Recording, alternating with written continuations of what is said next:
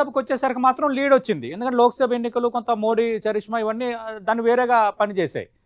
కానీ మళ్ళీ ఇప్పుడు అసెంబ్లీ పరంగా మనం చూసుకుంటే గతంలో లంకల దీపకరెడ్డికి వచ్చిన 25,000 ఓట్లు వస్తాయా రావా, ఆ 14% నిలబెట్టుకుంటుందా భారతీయ జనతా పార్టీ అనేది ఇప్పుడు పెద్ద క్వశ్చన్.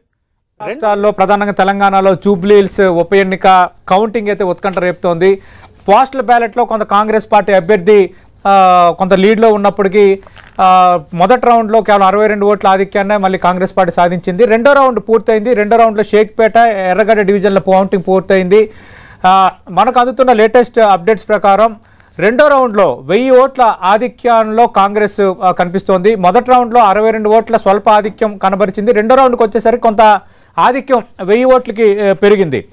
అంటే కొంత ఇంట్రెస్టింగ్గానే ఉంది. మరి ఎగ్జిట్ పోల్స్ నిజం కాబోతున్నాయి. కాంగ్రెస్ ఇదే లీడ్స్ కనబరపోతుందా అనేది ఆసక్తికరం. ఎందుకంటే పోస్టల్ బ్యాలెట్లో లీడ్ వచ్చినప్పుడు కేవలం 4 ఓట్ల ఆధిక్యమే కాంగ్రెస్ పార్టీకి వచ్చింది. తొలి రౌండ్లో లీడ్ వచ్చినప్పటికీ కేవలం 62 ఓట్ల ఆధిక్యమే వచ్చింది. ఎందుకంటే షేక్పేట్ డివిజన్ అనేది కాంగ్రెస్ పార్టీకి కొంత పెట్టని కోట లాంటిది.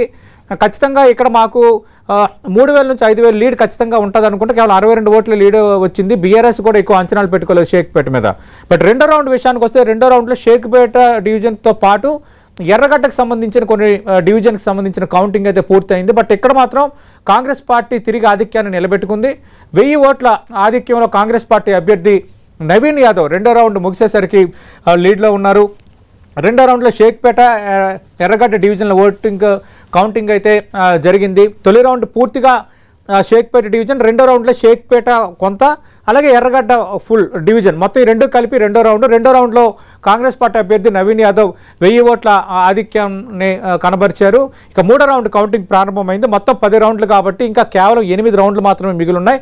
8 రౌండ్లలో అభ్యర్థుల భవితవ్యం, జూబ్లీ హిల్స్ ఫలితం అనేది తేలిపోబోతోంది. జూబ్లీ హిల్స్ పీఠాన్ని దక్కించుకున్నది ఎవరనేది క్లారిటీ రాబోతుంది. కొంత అంచనాల ప్రకారం ఎగ్జిట్ పోల్స్ ఏదైతే అంచనా వేసే కాంగ్రెస్ పార్టీయే లీడ్ ఉంటుంది, కాంగ్రెస్ పార్టీ గెలుస్తుంది అన్నట్టుగా కొంత వాతావరణానికి బలమిచ్చేలా, ఊతమిచ్చేలా కొంత లీడ్స్ అయితే కాంగ్రెస్ పార్టీ అభ్యర్థి కనబరుస్తున్నారు. మరి చూద్దాం. 8 రౌండ్లు ఉంది కాబట్టి మరి 8 రౌండ్లు అనూహ్యంగా బీఆర్ఎస్ అడ్వాంటేజ్ తీసుకుంటుంది. ఎందుకంటే ఆ 8 రౌండ్లలో దాదాపు 2-3 రౌండ్లలో బీఆర్ఎస్ బలంగా ఉన్న బీఆర్ఎస్కి ఖచ్చితంగా ఓటు పడిందని కాంగ్రెస్ పార్టీ కూడా అంచనా వేసే డివిజన్లు ఉన్నాయి కాబట్టి మరి అక్కడ ఏమైనా కొంత టిల్ట్ ఉంటుందా, లేదంటే ఇదే లీడు వెళ్ళబోతుందా అనేది మనం వేచి చూడాల్సిన పరిస్థితి కనిపిస్తోంది. ప్రస్తుతం డిబేట్లో జాయిన్ అవుతున్నారు భారతీయ జనతా పార్టీ నుంచి ఆ పార్టీ సీనియర్ నేత, ప్రస్తుతం రాష్ట్ర కార్యదర్శిగా ఉన్న ప్రకాష్ రెడ్డి గారు 10 టీవీ స్టూడియోలో, అలాగే బయట నుంచి లైవ్లో పాల్గొంటున్నారు ప్రముఖ